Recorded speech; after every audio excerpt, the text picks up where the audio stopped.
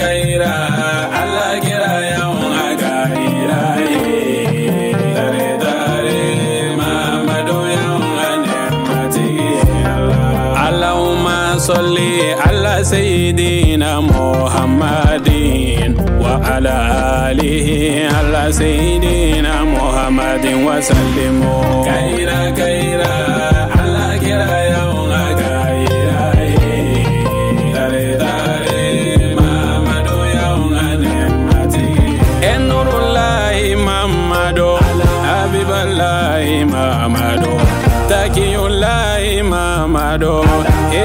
Alhamdulillahi Rabbil Alamin ambe ala tanunka abarkada ka saliki de wala son heremaka noye ala kirabay kisi ani nema baka ana sumugo bela jele ani mawo ma de yutu nyonya foka ta jodun se ala kanen aw beye o jamakulu sanu mainfe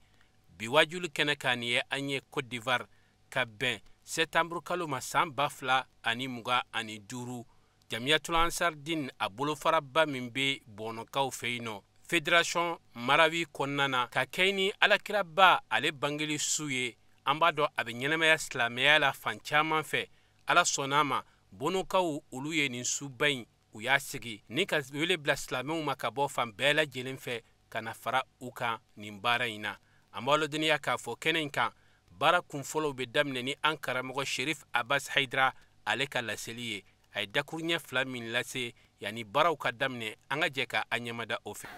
amna kiraka bangali sayema la ka 2025 na bonon du goloka ola suina na nyo defo ala aya kan na yimo mangutu Qur'ana kono wallahi ndi jogode wani jogode abe fo adama de ma ko karisa ye mogoy Allahu akbar nanyena ni jogode ye abe ko karisa de mogoy na tinyena ola na ala ye nabi mando ko fo ala kire Qur'ana kono ko nabi juma nunu ngo fo imando nyi nabi juma ndo kire udo nyu bonye nyu fusa mandia wa ali sini ukobi fo sabani kona bi kala bonu kuna fo olu to fo le baraji i kala korana kalando menya duma jogo do kama sibatal do fayala wala mbafe ka doni fo odela okaka loni damaira kono inshallah ne qur'ana fle ala ba fala min kasiro tala naam aku wazkur fil kitab ismaila naam innahu kana sadiqal wa'd wallahi wa kana rasulan nabiyyan ala gon nabi nyuma naam ismaila kufo al qur'ana kono wallahi sabuna ismaila naam atungela leydu dafa bagay ciden kundu nabi nyuman kundu wallahi ismaila to leydu dafa laye ciden kundu nabi nyuman kundu wallahi tawsudu ba fuye naam qur'an mana la'amuna ako ay uzkur ya muhammad naam fil qur'an al karim khabara ismail naam alayhi salam وبين فضله ومكانته كما فعلت بالأنبياء قبله والذكر في الكتاب تنويه بفضله ومنزلته وإشارة إلى علو شأنه وكونه من عباد الله المصطفين تفسدوا بافي كونا هيا نقول بالله أكو نبي محمد إسماعيل كبارو فو إماندوني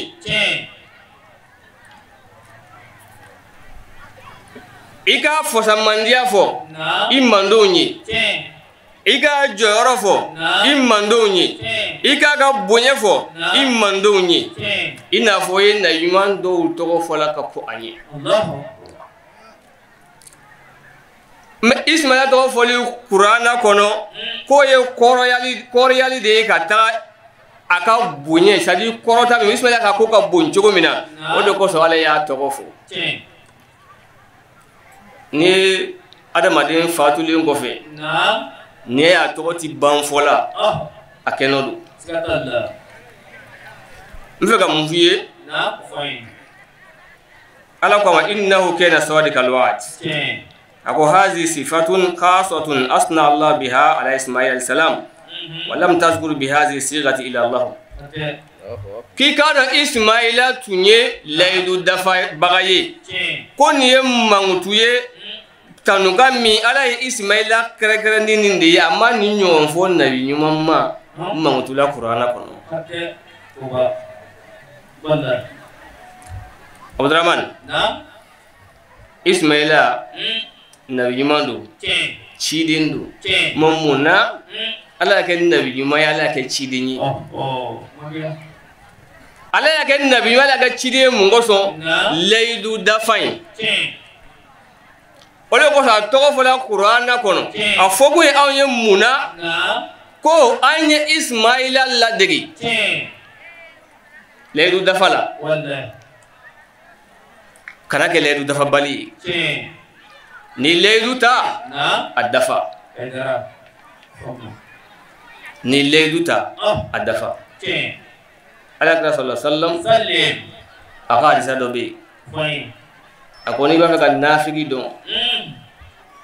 ko tamashin sababe ko bo sorala na kuma la bin galon tige na leidu ta aba boroto ni dalala di jamfa koni yo jogo sabayin kilin mao mala na figidu wala nabi Ismail ala ya mautuni ne Qur'ana kono ko Ismaila tuilelu dafalai sadi ala ma fofolo ko nabi miando side no lelu dalla minga bu me fe ga mun famu adama dinga bunye ika bunye abe dafandi jogode karisa la kaw karisa bunye kata chogola fo jogo ka yila min bese ka file ma o fe ma bese ka bul imna ni minyi ha Ismail nabi mai kirado na ledu dafa gundala aka nabi aska kumbi dola de me fe ka mun fo lame bagay ala kira kan boy mauludi ke bagay Qur'ana kalam bagay ke leidu dafa lay niye ma bay chogo to leidu dafa kayila mbalima ce ni leidu ta adafa mbalima so ni leidu ta adafa kana ke leidu dafa bali iga boye beto annona odila ni anga kara imam bayde akala lendo ni dugu be ngana kima ko ngono ya ti chife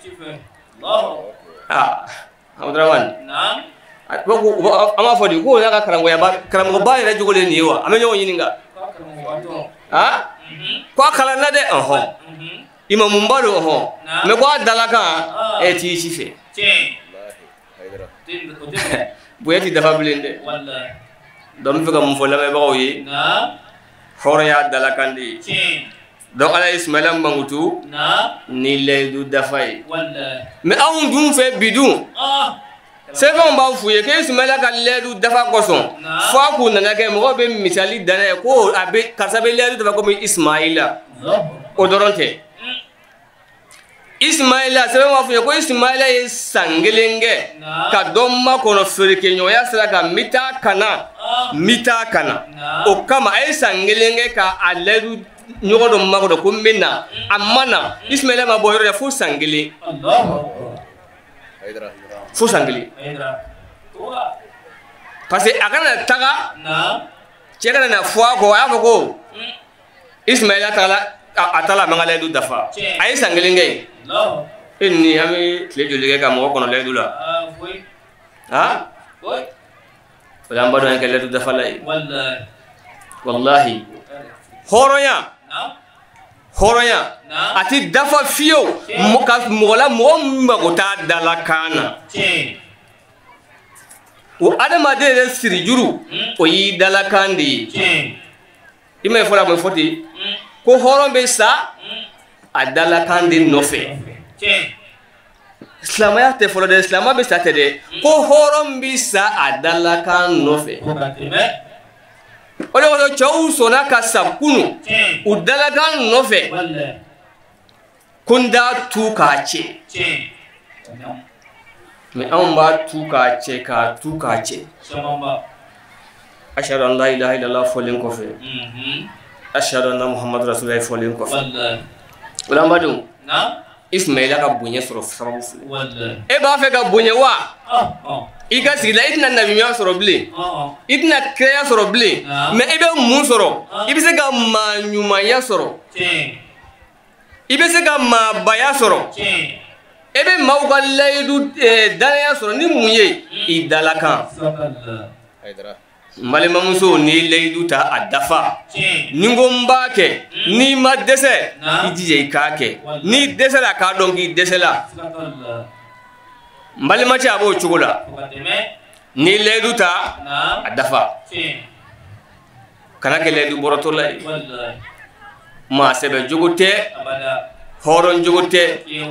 mao ma kala laydu dafa bali ika jenyonga bi gele ade wala nabi ismail kira moko de nyodi fo kira ka kabila wala aledila ala ko nabi ismail ko fo imando nyi ko sabuna ismail kun laydu dafa layi ola ansaru an kanu bagaw bonagaw kira kanu bagaw ne ba wele kana laydu dafama fere nyogoyana ay laydu dafa ma joli joli do kata tereme atoni ndanna hon sona doka ba kofe me do faraka ka doma ka turu da dogo ko ni bana treme na dro ni jale do chen do benala wona di o mango fe ya ame sene ke dugu de la wallahi chei pare na sona masini koni ay me ta juru digla wala madika juru sara chen so jale du sabe da get manamina aba turu da dogo ko ni fate rasulullah kana ci malima musu kan sanga mana galendo amero mna bin de gulendo nyemma iga jurdona mangane wale ban furum so mangane ndem mangane wale ma ajrudo belande ma sara jogo na lebu soro kasa nyemma sutura takana nala sona masini abinyana bo hene nano sinina wa tremel damne wallahi nere ko jik menga war minga che masonga dide war be min koro bole ya doroni chungando nana ukade wele su ko mbino mo sem mangane ko war la katay ukade wele ni yoroina malima che malima su est-ce que na kuma nyere photo bolo abi blami ibala ka kemina na ibablami wala mbadu na ay kele dafa bagay ala ma ismu yaka kiriyata de wallahi amaka nabi mayata o ye bonye de ala min ngai me o bonye ala ya dafa ismaila ye ni laydu dafa ye na dalakani era wala men ke bago na ay ke laydu dafa bagay wallahi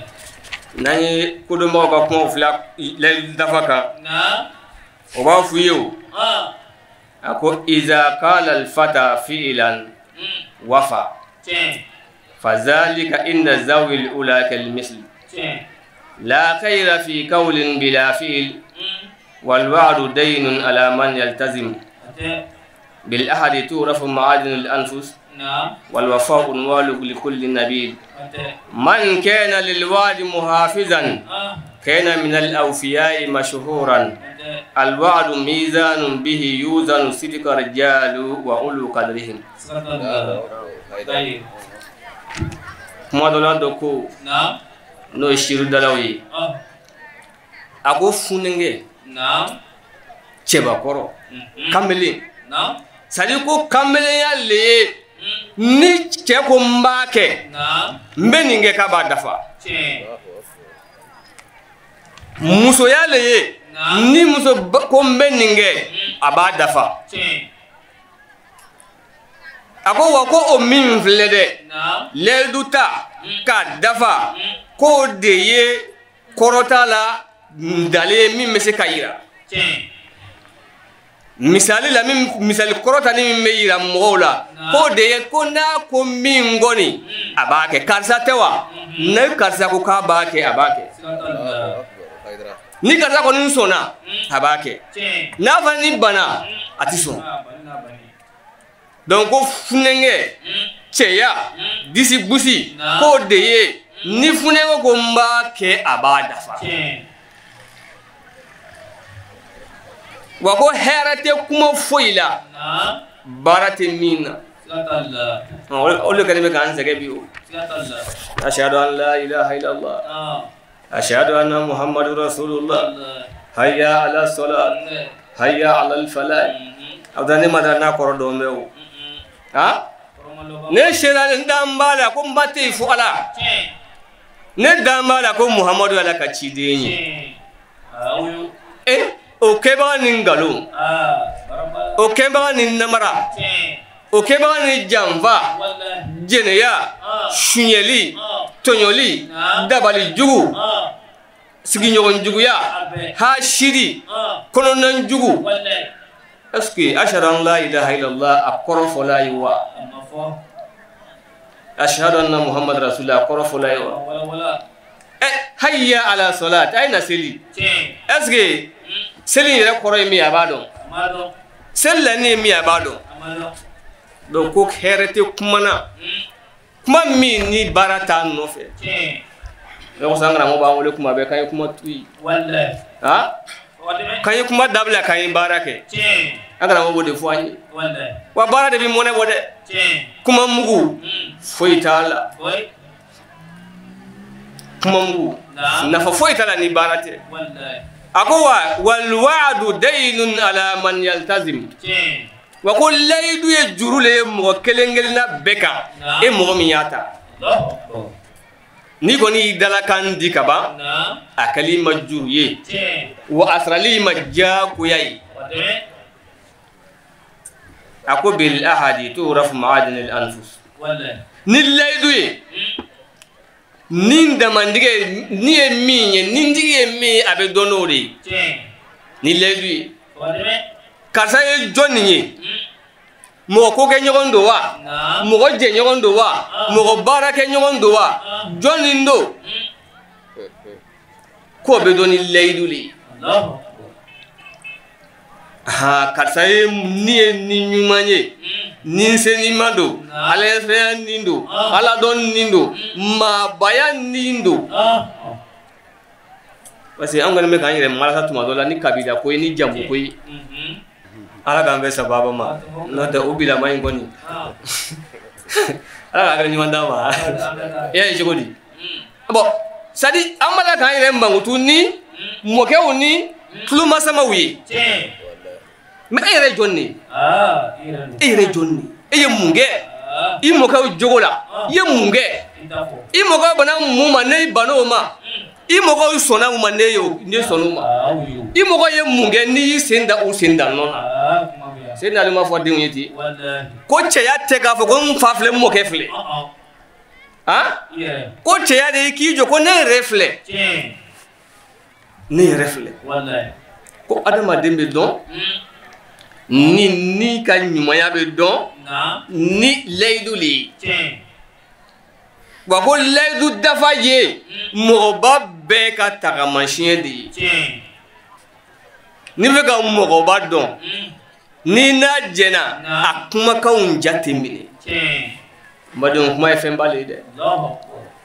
est ce que an n'ala bɛ kɛlɛ la kun min na i b'a dɔn kumakan an n'ala bɛ kɛlɛ o de la o ala y'an dan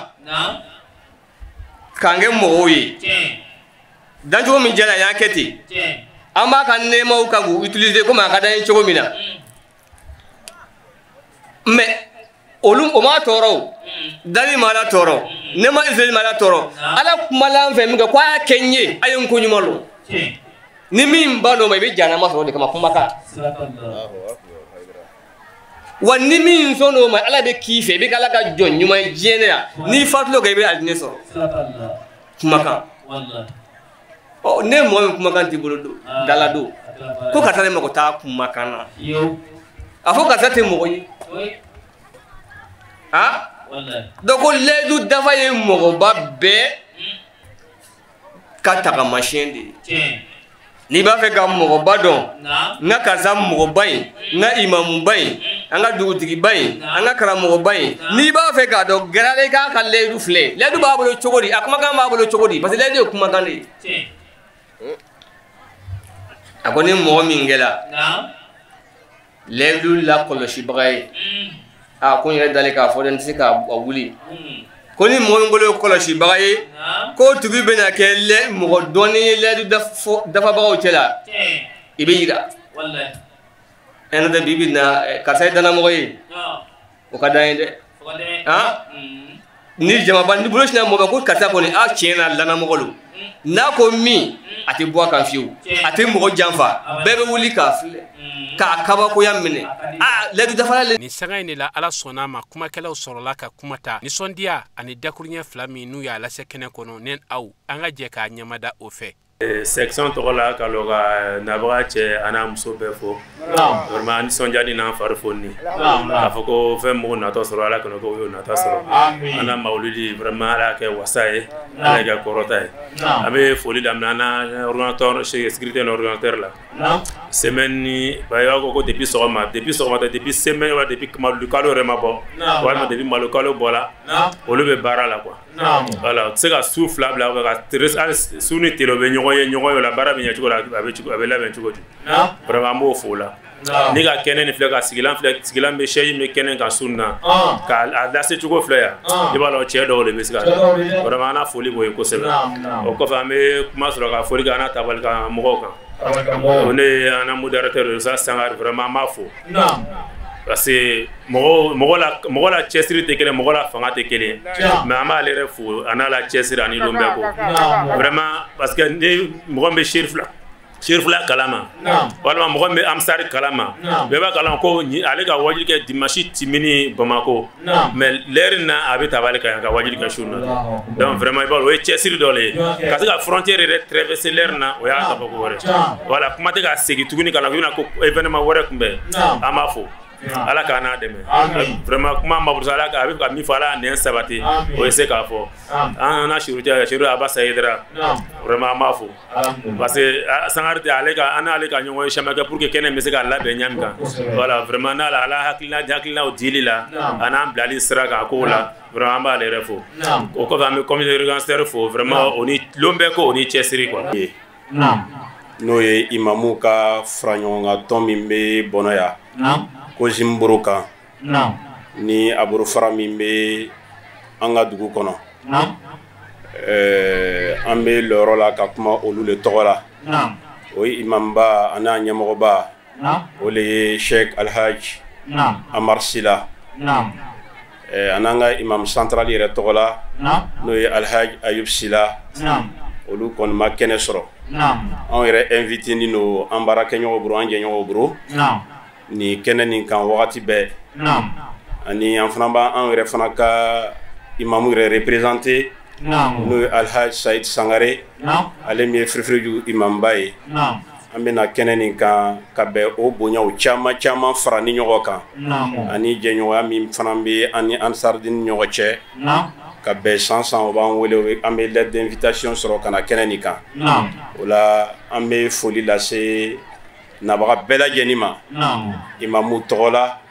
ka foli kɛrɛkɛrɛnya Jamiyatu Ansardine olu min bɛ bɔnɔ bɛɛ lajɛlen fara ɲɔgɔn kan san kɛnɛ dɔ kan ka mawulidi su ɲɛnamaya alakira ka bangeli bonya yirali a nisɔndiya silamɛya kɔnɔ alhamdulillah an b'o fo ka tila ka ala dari cɛsiri min o b'a lawurula ka kɛ adamadenw ka kana min kama anw ni aw ko bɛɛ lajɛlen kana ala o kan ye kuma tɛ janya fɛ an bɛ foli bonya kɛrɛnkɛrɛnnenya bolo ma an ka imamu la n'o ye an ka conférence ye minnu bɛna an latɛmɛ sisan n'o ye Alhaji Alhassan Sangare ani Imam Abbas Aidara n'o ye an ka mudiri ye amala dari ya rabbi sanna tola ka alhaji yɛrɛ fara ale tɔgɔ kan ala o kɛ la teliya ala o kɛ ola amala dari ya rabbi ko nando sabati ala m'o kɛla n'o yɛrɛ sanga na ko ye sijani kɛnɛ ala ka da nu ma n'o ye min fɔ a mɛn dɔrɔn ɲuman ala k'o d'a ma sijani kɛnɛya ala k'o d'a ma a kɛ to ala mɔgɔ y'a sen bɔ a kɔnɔ kɔrɔ ka se nin kɛnɛ barakama in kan ya rabbi u natɔ fɛn minnu sɔrɔ u t'a tɔ ala k'i kisi ka bɔ fɛn jugu bɛɛ tɔɔrɔ ma ya rabbi bi ye mawuludu su ye mawuludu caman bɛ ala ta'ala bolo ala k'a bila an si ya rabbi bana jugu ala k'an kisi a ma labɛnko jugu ala k'an kisi a ma alhamdulillah kuma tɛna jɛnya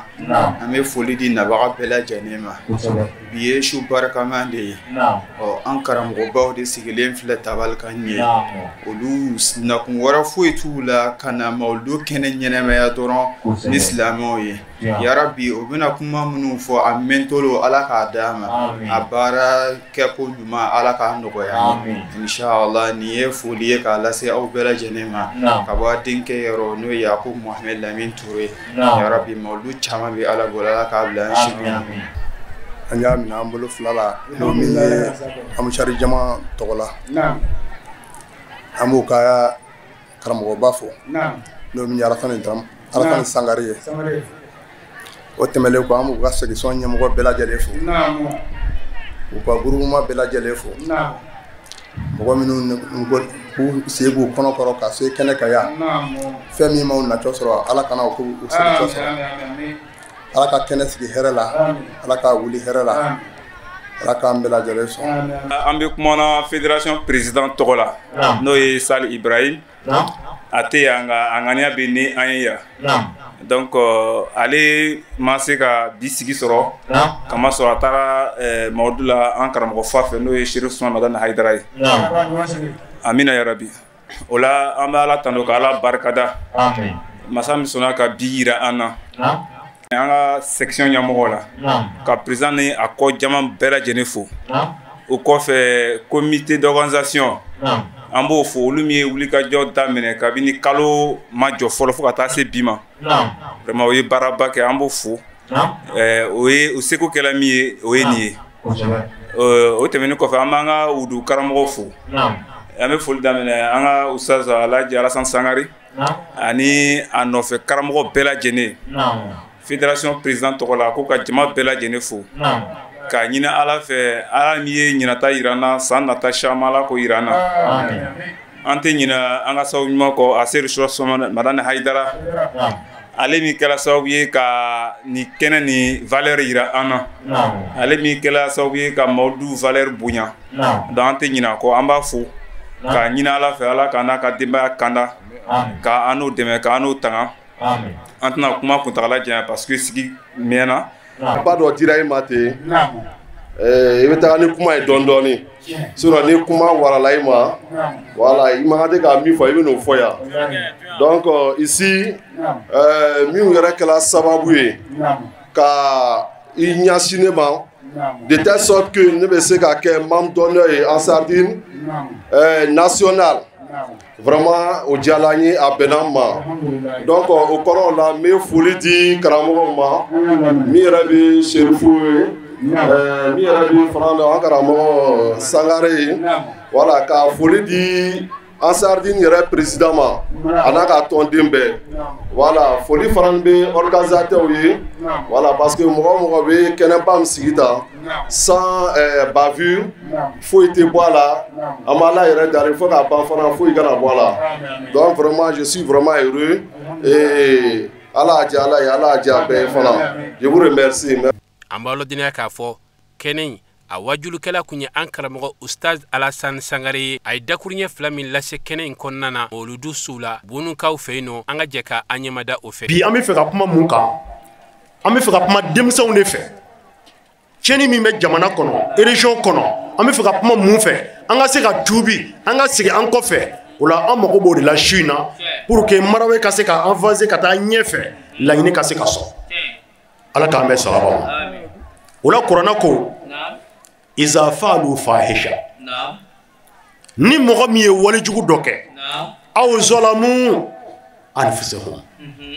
walima i ye tɔɲɔni ko dɔ de kɛ i ye mɔgɔ de tɔɲɔ walima i yɛrɛ tɔɲɔ parce que n'i ye mɔgɔ tɔɲɔ dɔrɔn a bɛ segin e yɛrɛ ma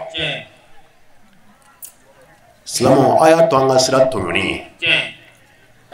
tɔɲɔni man ɲi dɛ hali n'i ma da ala la ko ala bɛ fɛn dɔ kɛ lahara mais n'i mago b'i ka diɲɛlatigɛ ɲɛtaga la mɔgɔ tɔɲɔ to yen kana ala ka danfɛnw tɔɲɔ ala ma tɔɲɔni to firawuna na a m'a to namuruzu la a m'a to adadu buni shadi la a m'a to masakɛw la minnu tɛmɛna u n'u ka fanga bɛɛ mais ala tɛna to e la n'i kɛra tɔɲɔnikɛla ye ɔ kuranɛ ko n'i ye mɔgɔ tɔɲɔ walima i yɛrɛkun tɔɲɔ o kumana k'o yɔrɔ bɛɛ i yɛrɛ y'a dɔn tuma min na k'i ye tɔɲɔni kɛ o yɔrɔ bɛɛ i k'i yɛrɛ segin ala ma aw zalamu anfusahum o kumana i k'i yɛrɛ segin ala ma i y'a dɔn tuma min na k'i ye tɔɲɔni kɛ i yɛrɛ segin ala ma zikiru ala i k'i hakili jigin ala la k'i yɛrɛ kɔsegin ala ma fasagi firu i ka ala yafa deli mais o k'a sɔrɔ i y'i yɛrɛ lakɔsegi ka bɔ tɔɲɔni na k'i bolo bɔ tɔɲɔni na mais ala ko wa man yaghfiru zunuba illa Allah mɔgɔ si tɛ se ka jurumu yafa ni ala tɛ n bɛ fɛ ka mun fɔ yan anw m'an yɛrɛ malasa tuma dɔw la ni jurumu yafali ye effectivement ala de bɛ jurumu yafa mais jurumu bɛ yafa ni condition min ye n'a ma dafa kuma dama t'a yafa i bɛna sɛbɛnni dɔw sɔrɔ ko n'i ye arakan 2 kɛ a bɛ san 8 jurumu yafa n'i ye sɔrɔtu adadu dɔ kɛ a bɛ nin tile hakɛ jurumu yafa ni asafura adadu dɔ kɛ a bɛ nin hakɛ jurumu yafa bon i bi segin mun ma i bɛ ɲininka ko jurumu modèle jumɛn n'a sɔrɔla a bɛ jurumu yafa nkalon t'a la o de ye jurumu ye min bɛ i ni ala cɛ tuma caman n'a fɔra jurumu bɛ yafa o de ka teli ka yafa mais min b'i ni mɔgɔ wɛrɛ cɛ o tɛ jurumu dama ye dɛ o ye hakɛ de ye sisan ni ile ye mɔgɔ dɔ ka moto suɲɛ ka na o bila i ka so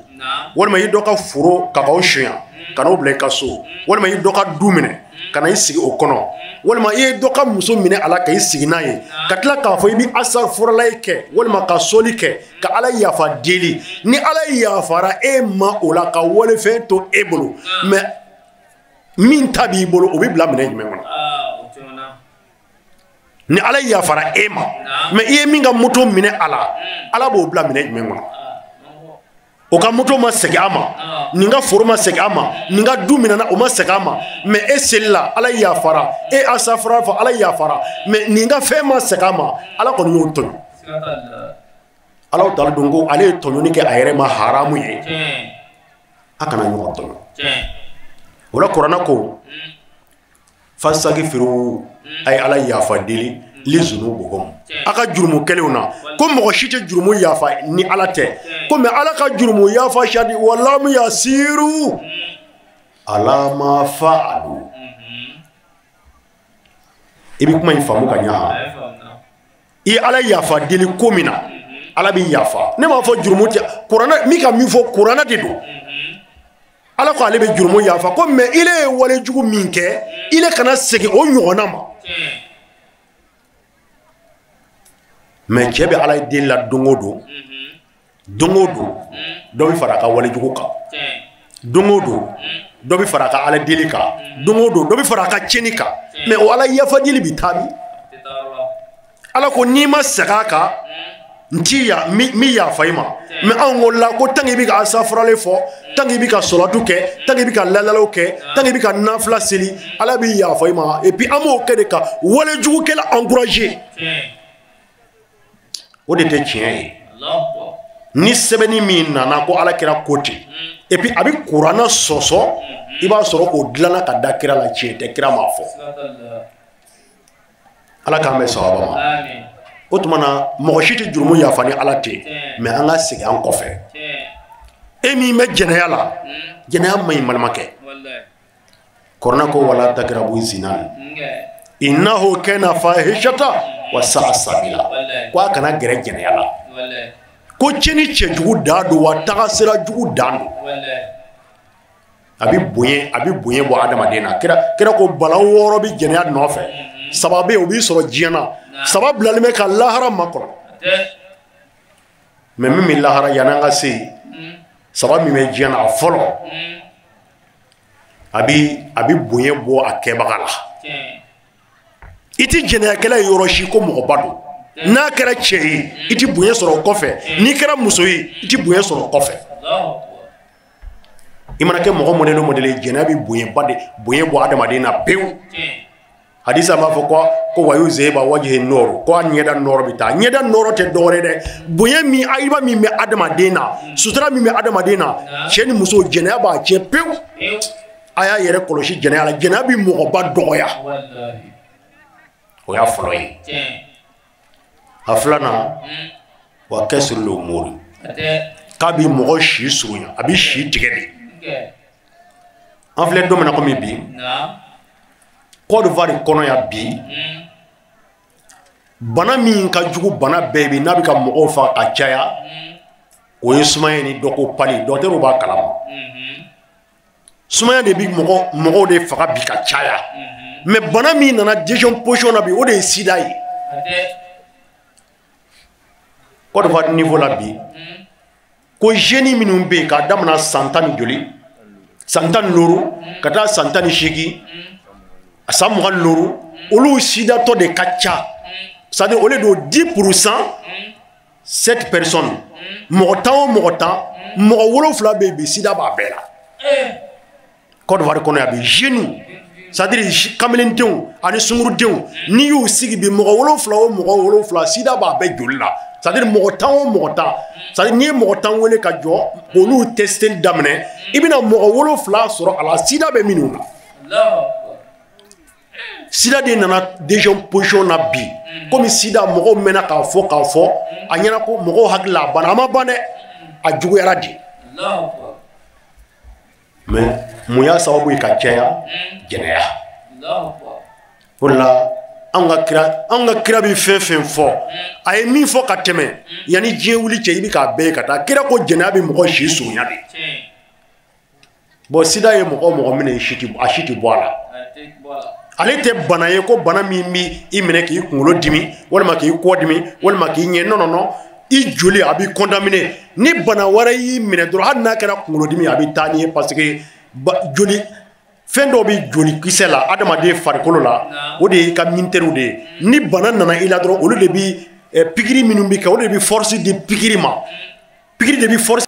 et puis aw ka tubi balimakɛ ka baya kɛ i b'a k'i yɛrɛ de ye a bɛ ɲɛ e yɛrɛ de ma yan'an ka se lahara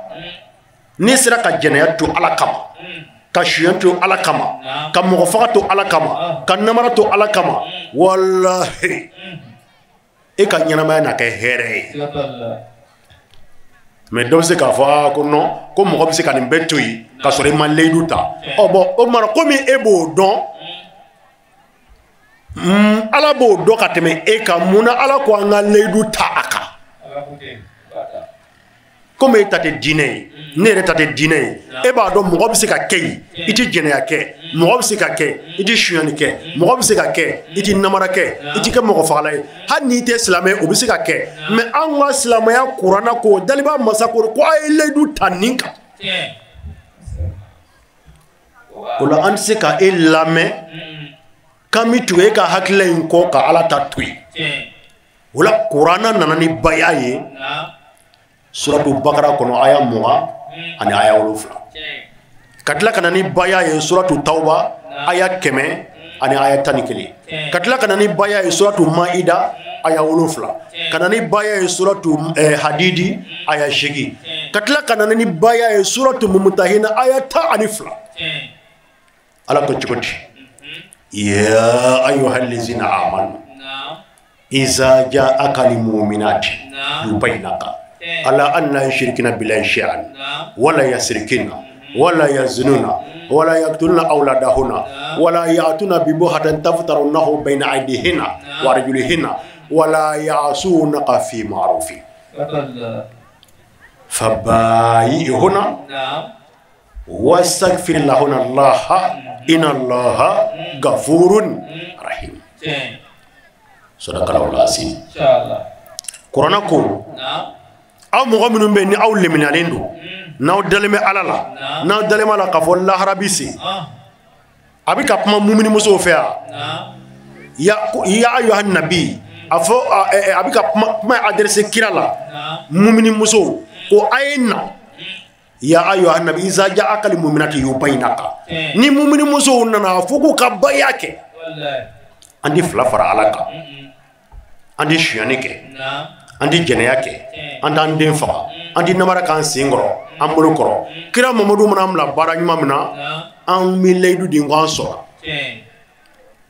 sisan kuranɛ kɔrɔ ko kuranɛ kɔrɔ fɔbaga bɛɛ ko nazalatil aya fi fatuhu Makka lama faraga rasulu sallallahu alaihi wasallam min mubayati rijal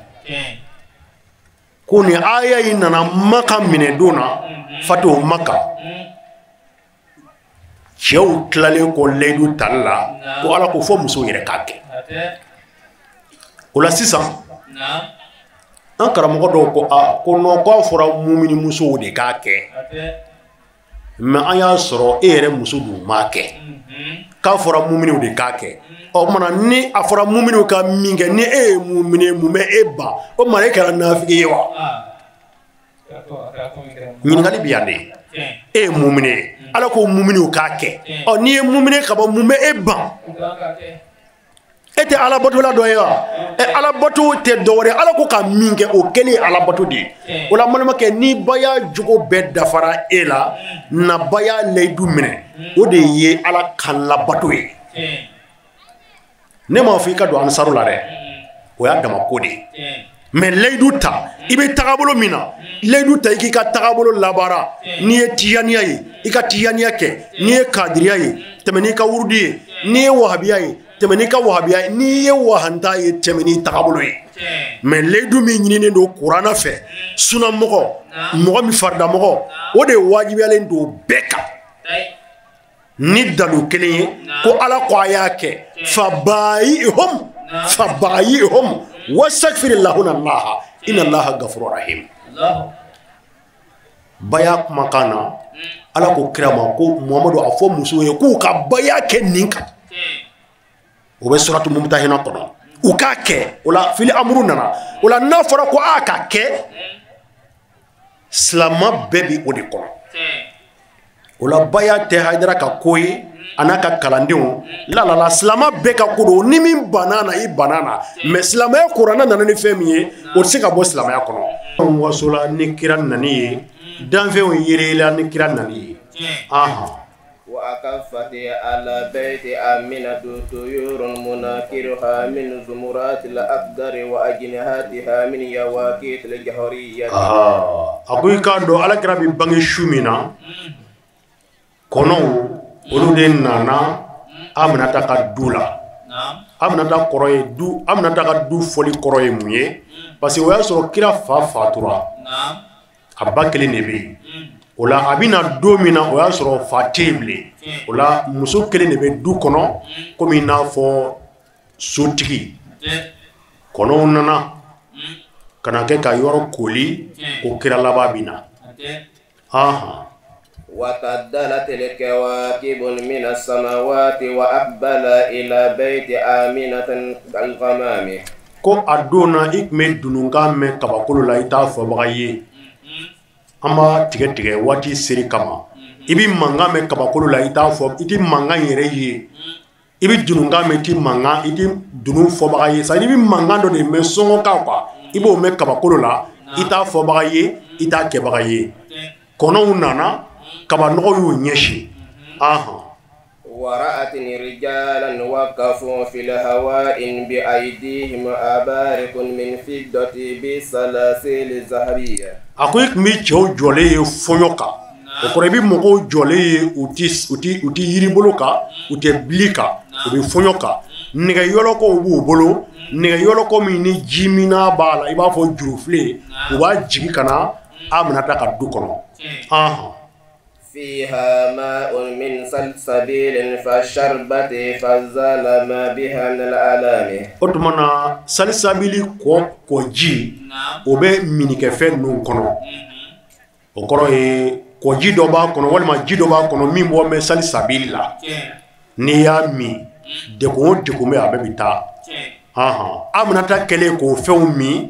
deko minnu mi sɔrɔ a bɛ hakɛ to an b'a wa hakɛ to jigini waati deko min bi sɔrɔ dimi ni tɔɔrɔ la a bɛɛ taara.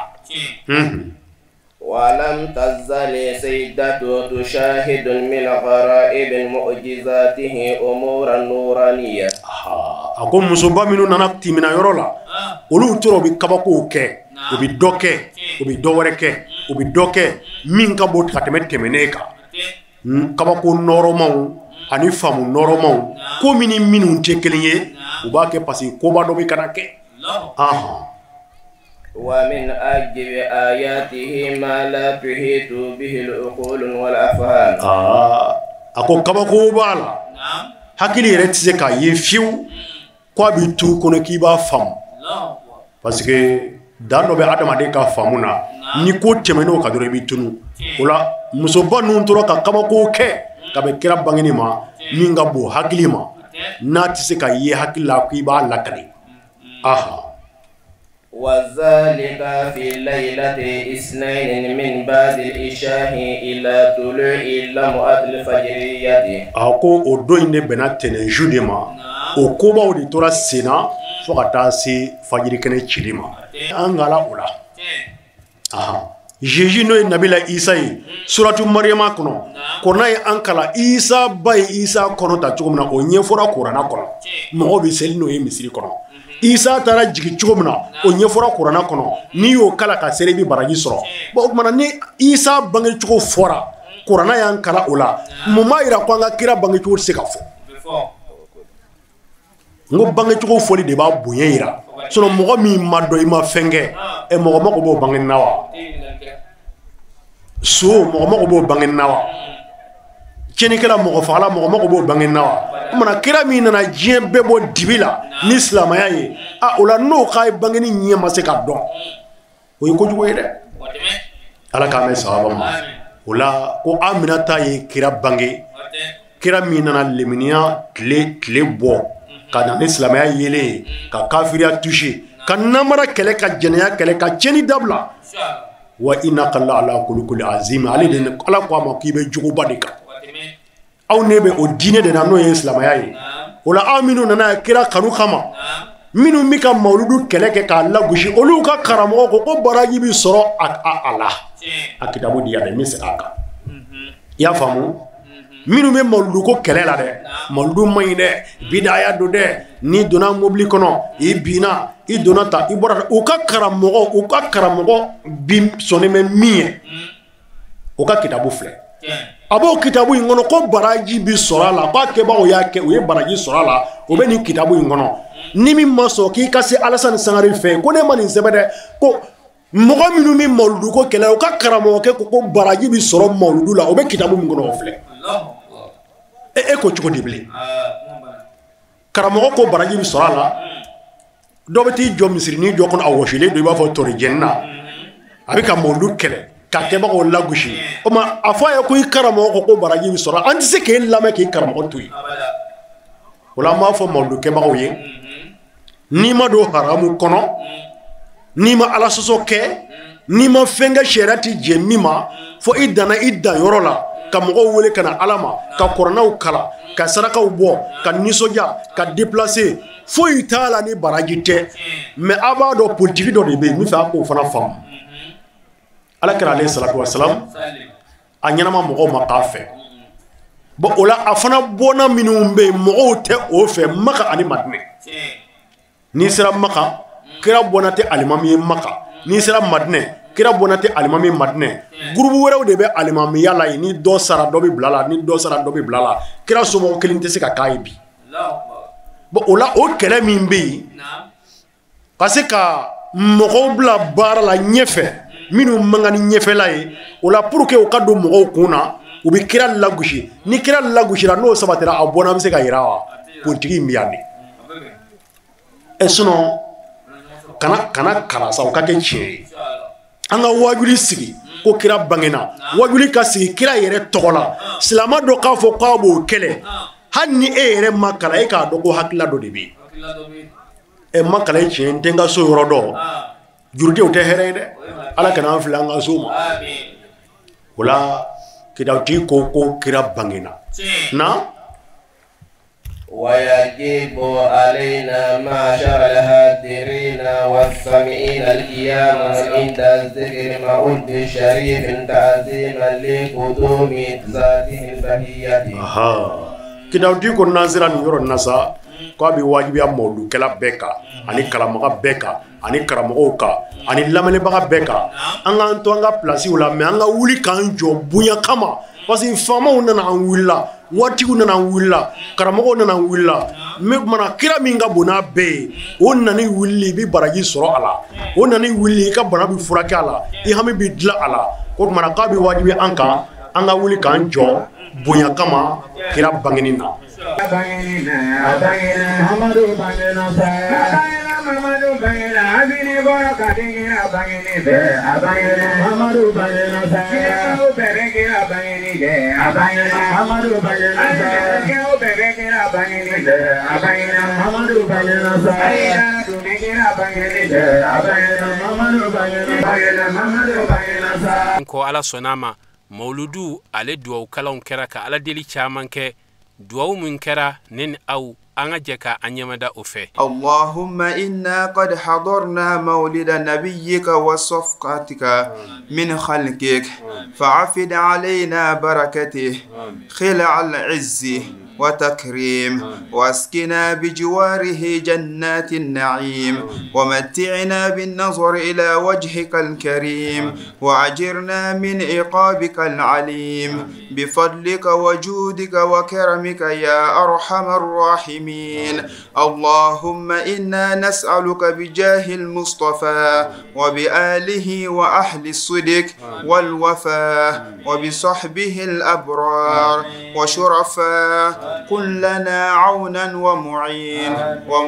ومسفئا وبوعنا من جنة قصور وعرفا اللهم إنا نسألك بجاه نبيه المختار وآله الأخيار أن تكفر عنا الذنوب والأوزار وننجنا من جميع المخاوف والأخطار وتقبل منا ما قدمنا من يسير أعمالنا في السر والجهاد في السر والإجهاد وأفصى اللهم لهم في قبورهم مد بصرهم وارحمنا إذا سرنا إليهم كذلك اللهم لهم وجارهم ولسكان تربهم ولسائر مقابر مسلمين ولنا ولوالدينا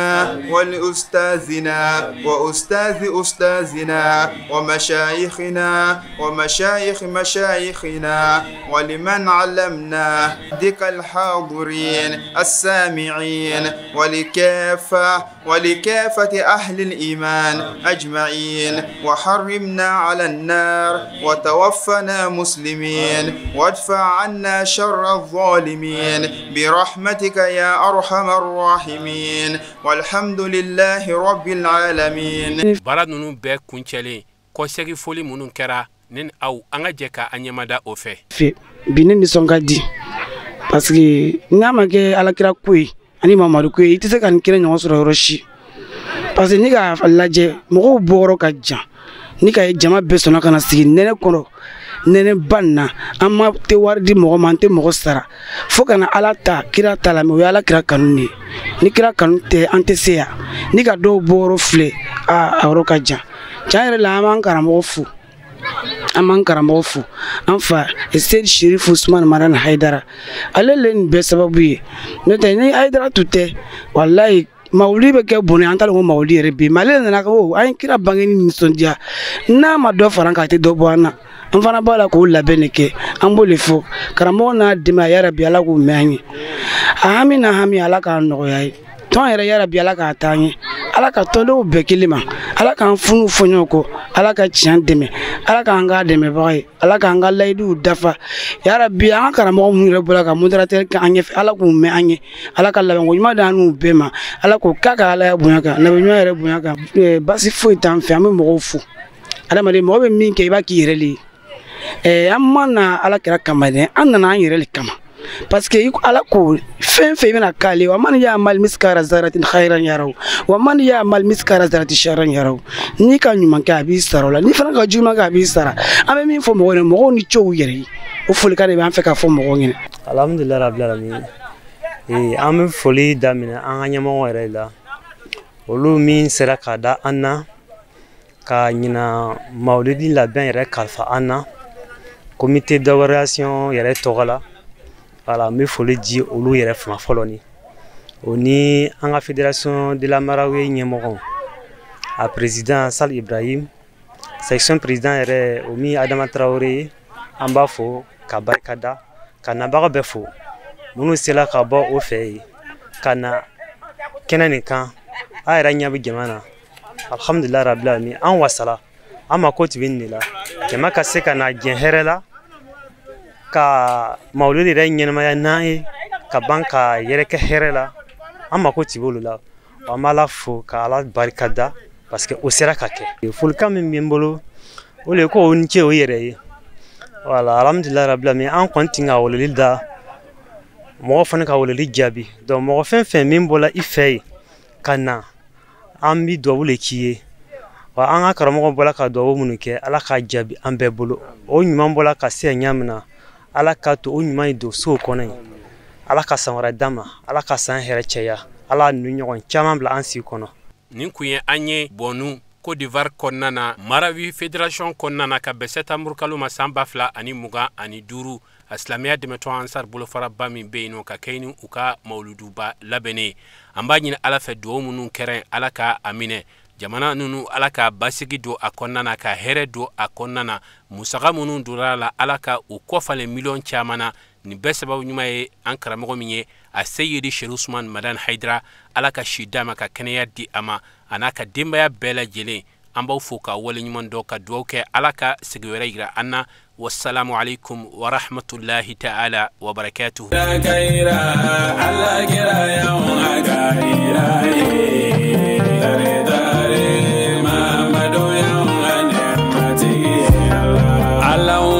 صل على سيدنا محمد